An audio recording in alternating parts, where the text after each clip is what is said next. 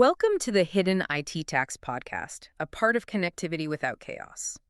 Today we discuss the decommissioning of POTS lines and what you should do now.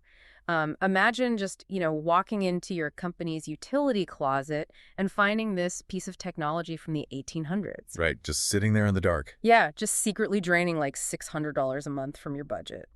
So today, we are doing a deep dive into why ancient copper phone lines, literally known as plain old telephone service, or POTS, are causing massive financial and safety headaches for businesses, and exactly how you can stop the CAS leak. Yeah, it's a really fascinating situation because, it operates entirely out of sight for most people. We're dealing with century-old technology that has just suddenly triggered this modern corporate crisis. Totally. To put this in perspective for you, keeping these old copper lines right now is like insisting on using a floppy disk in the cloud age, but your floppy disk bill just jumped by like 800%. Oh, absolutely. We are seeing monthly bills for a single phone line spike from Yeah. maybe $40 up to $400 or even $600 per line. Which is insane. Wait, why is this ancient tech suddenly bankrupting everyone? Well, the core drivers are deregulation and, honestly, physical decay.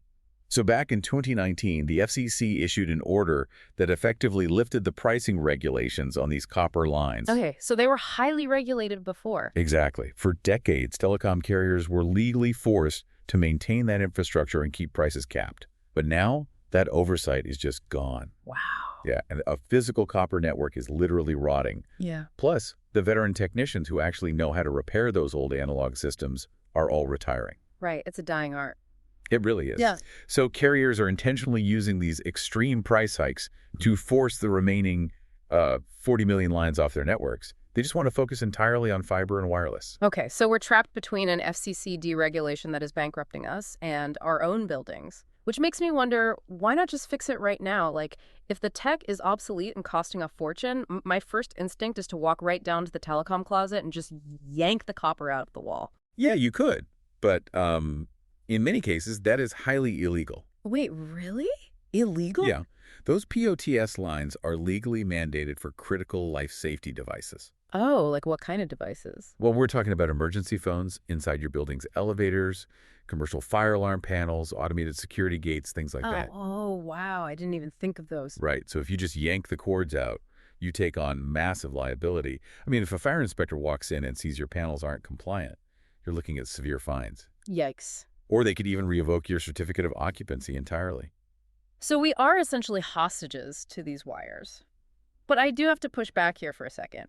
Because my instinct as someone who uses modern tech says that moving a mission-critical fire alarm to a cellular network feels incredibly risky. This raises an important question. Right. And it's a very valid fear. Yeah, because cell networks go down all the time during major storms, which is exactly when you would need a fire alarm. An old copper line draws its own power, right? A backup battery doesn't really fix a dead cell tower. Well, yes and no. Compliant digital replacements actually increase reliability. They are heavily engineered to meet very strict safety codes. Like what? Take elevator safety standards, known as ASME A17.1. That code requires the system to physically test the line's connection every 24 hours. Okay. A standard internet connection really can't do that reliably, but these specialized replacements absolutely can. But what about the dead cell towers? Right, so to your point about that, they actually use dual SIM cellular redundancies. Oh, so two different networks. Exactly. If the primary cellular network drops in a storm, the secondary carrier instantly takes over. That's clever. Yeah, and combine that with their own heavy-duty, 24 to 48-hour battery backups, and you have incredibly robust uptime. Okay, that makes sense. So it's more of an industrial-grade cellular translator than just a basic Wi-Fi connection. Spot on. But getting from point A to point B sounds awful. From what I was reading in our sources for this deep dive, the very first step is doing a massive physical audit. Yeah, it's unavoidable. You have to do the audit because so many organizations are paying for what we call orphaned lines. Right, so you literally have to trace wires in some dusty telecom closet just to find out you've been paying $600 a month for a line connected to a decommissioned 1990s fax machine. Exactly, yeah. You have to figure out what's active and what's just dead weight. And then once you identify the active life safety lines, you migrate them. The sources mention that third-party IT advisory firms like Provision Networks often handle this transition. But from a technical standpoint, how do they actually migrate a system without making you rip out the expensive fire alarms that are already bolted to the wall? Well, they use a specialized replacement box. It essentially acts as a dial tone simulator. A dial tone simulator. Yeah, so your 30-year-old fire panel plugs right into it, hears the familiar voltage of a copper dial tone, and thinks absolutely nothing has changed. Oh, wow, it tricks it. Exactly. But behind the scenes, that box is intercepting the analog pulses, packetizing them, and shooting them out over that dual SIM cellular network we talked about. So you completely avoid tearing into walls or doing some massive renovation. The existing hardware just stays exactly where it is. Precisely.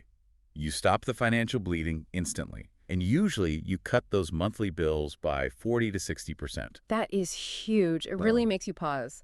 And I want to challenge you, the listener, to look around your building today and wonder how much of our cutting-edge modern world is secretly held together by forgotten 20th century copper wires, quietly draining profits. It is definitely a wild thing to think about. Thank you for listening to the Hidden IT Tax Podcast. If you enjoyed this podcast, please like and subscribe. For more insights, see your Substack blogs under Connectivity Without Chaos.